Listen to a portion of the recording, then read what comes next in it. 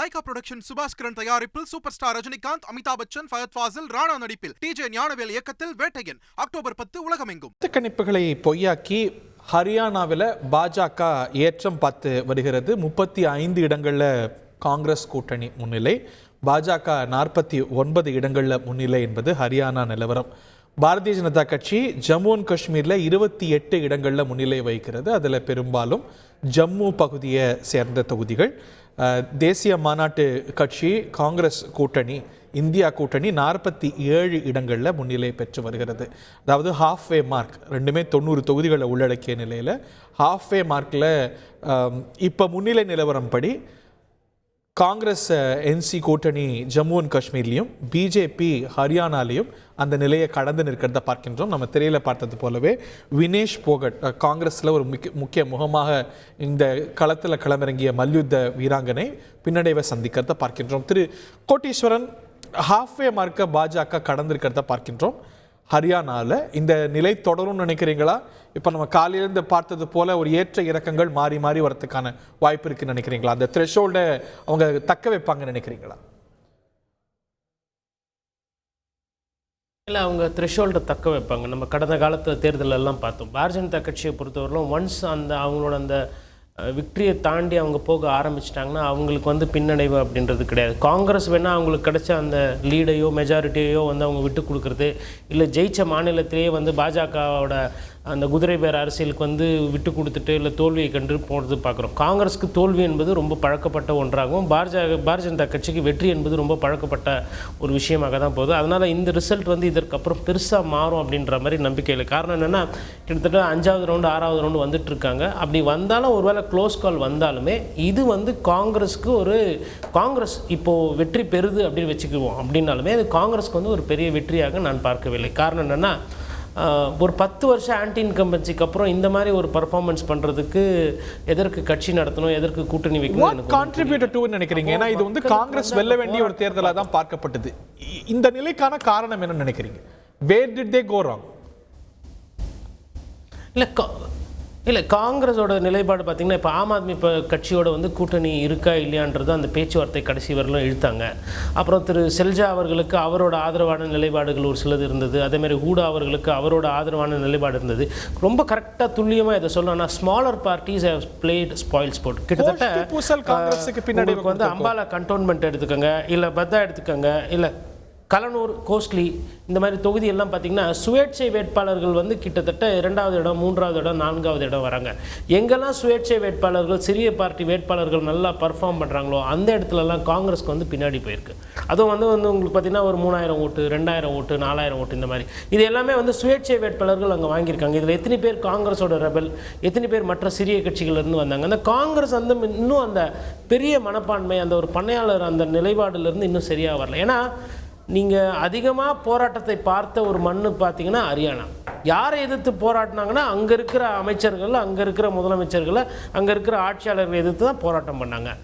BJP பாராளுமன்றத்தில் கூட பார்த்திங்கன்னா 50-50 வந்தாங்க காங்கிரஸ். அப்படி இருக்கும்பொழுது அசம்பிளின்னு வரும்போது இந்த கிளியர் கட்டு வின்னிங் வரும், ஜாட் ஏரியாவில் பர்ஃபார்மன்ஸ் அதிகமாக இருக்கும், மற்ற ஏரியாவில் வரும்ன்ற மாதிரி எல்லா ஊடகத்துலேயும் செய்தி வந்தும் கூட மக்களோட ஒரு அளவுக்கு ஒரு பிரதிபலிப்பை தான் செய்தித்தாள்கள் வெளிப்படுத்துகிறாங்க. அப்படி இருக்கும்பொழுது பிஜேபியால் எலெக்ஷன் ரிசல்ட்டை மாற்ற முடியுதுன்னா, நான் காங்கிரஸ் கட்சிக்காரன் அல்ல, மிஷினில் தப்பு பண்ணிட்டாங்க, தேர்தல் ஆணையம் மிஸ் பண்ண குற்றச்சாட்டு சொல்லலாம். ஆனால் தொடர்ந்து தோக்கிறதையே ஒரு ஒரு வழிமுறையாக வைத்துட்ருக்குறாங்க பிஜேபி, இது காங்கிரஸ் கட்சிக்காரர்கள். அப்போ அவங்க அவங்களோட அந்த கெமிஸ்ட்ரி, அவங்களோட அந்த தேர்தல் அரித்மெட்டிக்கு, அதாவது பாஜக ஆட்சியில் இருக்குது, அதிகார துஷ்பிரயோகம் பண்ணி பேசி பிரயோஜனம் இல்லை, லெவல் பிளேயிங் ஃபீல்டு இருக்காதுன்னா ஆமாம் இருக்காது. பாஜகவுக்கு சாதகமான சூழ்நிலை தான் தேர்தல் ஆணையம் வைக்கிறது, அது உண்மை, இது அபாண்டமான உண்மை. ஆனால் காங்கிரஸ் கட்சி இதையே சொல்லிக்கிட்டு இன்னும் எவ்வளோ நாள் நீங்கள் பண்ண போகிறீங்க? அவங்க அந்த ஒரு சில விஷயங்கள்லேருந்து வெளியில் வரணுங்க. இந்த மைனாரிட்டி அப்பீஸ்மெண்ட்டு, சாதி ரீதியாக பேசுகிறது, அந்த மாதிரி விஷயங்கள் பிஜேபி என்ன தவறு பண்ணுறாங்களோ அதே தவறை காங்கிரஸும் பண்ணுது. ஆனால் பிஜேபி அதை என்ன பண்ணுறாங்கன்னா, அந்த தவறுகள் எதுனா இருந்தால் திருத்துறாங்க. உதாரணத்துக்கு அந்த கட்சியில் யாருன்னா சரியாக பர்ஃபார்ம் பண்ணலை, அது மனோகர்லால் கட்டராக இருந்தால் கூட சரி, முதலமைச்சரையே மாற்றுறாங்க.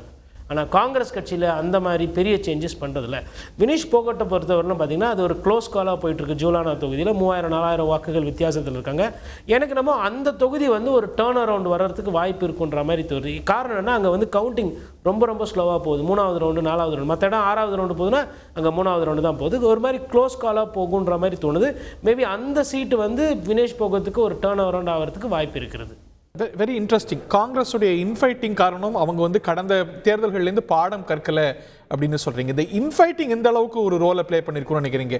அங்க ஒரு கட்சியில பல அணிகள் இருந்து அது வந்து கவுண்டர் இன்டியூட்டிவா ஒருத்தருக்கு எதிராக இன்னொருத்தர் வேலை செஞ்சிருக்கிறதுக்கான வாய்ப்பு இருக்குன்னு நினைக்கிறீங்களா? அந்த ஒரு கோஷ்டி பூசல் ஒரு காரணம் நினைக்கிறீங்களா? ஓகே, ஐ லாஸ்ட் மிஸ்டர் கோட்டீஸ்வரன். இல்ல, ரொம்ப முக்கியமானது கோஷ்டி பூசலை தாண்டி பாஜகக்கு எதிரான வாக்குகளை வாங்குறதுல பிளவுபடக்கூடாது. இப்போ இங்கே என்ன நடக்குதுன்னா, சுயேட்சைகள் வந்து ஒரு 5-6 பேர் வந்து முந்தரத்தை பார்க்குறோம். இன்னும் ஒரு 7-8 சுயேட்சைகள், கிட்டத்தட்ட 12 தொகுதிகளில் சுயேட்சைகளோட அந்த இம்பார்ட்டன்ஸ் இருக்குது. அதாவது முதல்ல ஒன்று லீடிங் பண்ணுறாங்க, இல்லைனா வந்து 2வது 3வது இடத்துல வராங்க. எங்கெல்லாம் இது வருதோ அந்த ஏரியா எல்லாமே காங்கிரஸ்க்கு ஒரு பின்னடைவாக இருக்குது. இந்த 12 தொகுதிகள் நான் சொன்னதில் 2 தொகுதியில் தான் சுயேட்சையால் பிஜேபிக்கு பாதிப்பு, மிச்ச 10 தொகுதிகளில் பார்த்தீங்கன்னா காங்கிரஸ்க்கு தான் பாதிப்பு. அப்போ யார் இந்த சுயேட்சைகள், இவங்களை கட்சியில் சேர்க்கலாமா இல்லை இவங்களுக்கு புதுசாக சீட்டு கொடுக்கலாமா அப்படின்ற அந்த நிலைப்பாடு மாறல. குறிப்பாக சொன்னோன்னா குடும்ப அரசியல் பார்த்திங்கன்னா ஹரியானா ஃபுல்லாகவுமே இருக்குங்க. டெப்டி பிரைம் மினிஸ்டர் அவங்க ஃபேமிலியிலேருந்து, சௌட்டாலா குடும்பத்திலேருந்து, தேவிலால், அது மாதிரி வந்து உங்களுக்கு ஹூடா ஃபேமிலி, அது மாதிரி குடும்பமாக அரசியல் இருக்குது. அப்படி இருக்கும்பொழுது புதுசாக மற்றவர்கள் வரக்கூடியவர்களை அனுசரித்து போகிறது, புது இளம் ரத்தம் பாய்ச்சறது, அந்த மாதிரி வேலைகளை சரியாக பண்ணலை. மாறாக என்ன நடந்ததுன்னா, அங்கே வந்து உங்களுக்கு பார்த்திங்கன்னா அந்த கிராம சபை, வில்லேஜ் அந்த பஞ்சாயத்து அப்படின்றது ரொம்ப முக்கியமானது. அந்த பஞ்சாயத்து எல்லாமே வந்து பார்த்திங்கன்னா பிஜேபிக்கு எதிரான நிலைப்பாடு இருந்தாங்க. இவங்க என்ன பண்ணிட்டாங்கன்னா, இதெல்லாம் பார்க்கும்போது ஓகே, பஞ்சாயத்துலாம் எதிர்ப்பாக இருக்காங்க, கட்டுப்பாடு விதிக்கிறாங்க, ஜாட் சமூகம் நம்ம கூட இருக்குது, வினேஷ் போகட் போன்றவர்கள் பிரச்சாரம் பண்ணுறாங்க, பாராளுமன்ற தேர்தலில் நம்ம பாதி வந்தோம், வாக்கு வங்கி இன்னும் கணிசமாக இருக்குது, கண்டிப்பாக வந்துருவோன்னு சொல்லிட்டு லூஸில் விட்டுட்டாங்க. ஒவ்வொரு தேர்தலும் என்ன நடக்குதுன்னா, நம்ம ஜெயிச்சிருவோம்னு சொல்லிட்டு காங்கிரஸ் தேர்தலை அணுகிறது, பாஜக நம்ம தோற்றுருவோம்னு சொல்லிட்டு தேர்தலை அணுகிறது. தோற்றுருவோம்னு சொல்கிற அந்த பாஜக என்ன பண்ணுது, எந்த ஒரு மிஸ்டேக்கும் இல்லாமல் என்னென்ன வேலையை பண்ண முடியுமோ சிண்டு முடிக்கிறது, காங்கிரஸ் கட்சிக்காரர்களை விலைக்கு வாங்குறது, இங்கே காலையில் இந்த கட்சிக்கு பிரச்சாரம் பண்ணிவிட்டு அதுக்கப்புறம் அந்த கட்சிக்கு போனால் அவங்கள ஏற்றுக்கிறது. அதாவது ஒரு என்னடா மக்கள் நினைப்பாங்க, ஊழலுக்கு எதிராக பேச வேண்டியது, ஆனால் ஊழல்வாதிகள் வந்து அந்த கட்சியில் சேர்த்துக்கிறது. இது ஹரியானாக்கு பொருந்தாதுனாலும் அங்கே ஒருத்தர் பாலியல் சீண்டலில் குற்றச்சாட்டுக்கு ஆளாகி ஒரு அமைச்சர் வந்து அவரோட விளையாட்டுத்துறை அமைச்சரவை பதவியை வந்து முதலமைச்சர்கிட்ட கொடுத்தாரு. அவர் மீது வழக்கு பதியப்பட்டு இருக்குது சண்டிகர் போலீசார், ஆனால் கைது நடவடிக்கை இல்லை. வேற யாரோ ஒருத்தர் ஒரு பாலியல் சீண்டல் பண்ணிட்டு இல்லை ஒரு புகார் கொடுத்துட்டு பாஜக இல்லாதவர்களா இருந்தா என்ன நடக்கும்? எஃப்ஐஆர் போட்டு உள்ள போடுவாங்க. லைகா புரொடக்ஷன் சுபாஸ்கரன் தயாரிப்பில் சூப்பர் ஸ்டார் ரஜினிகாந்த், அமிதாப் பச்சன், ஃபயத் ஃபாசில், ராணா நடிப்பில் டிஜே ஞானவேல் இயக்கத்தில் வேட்டையன் அக்டோபர் 10 உலகமெங்கும்.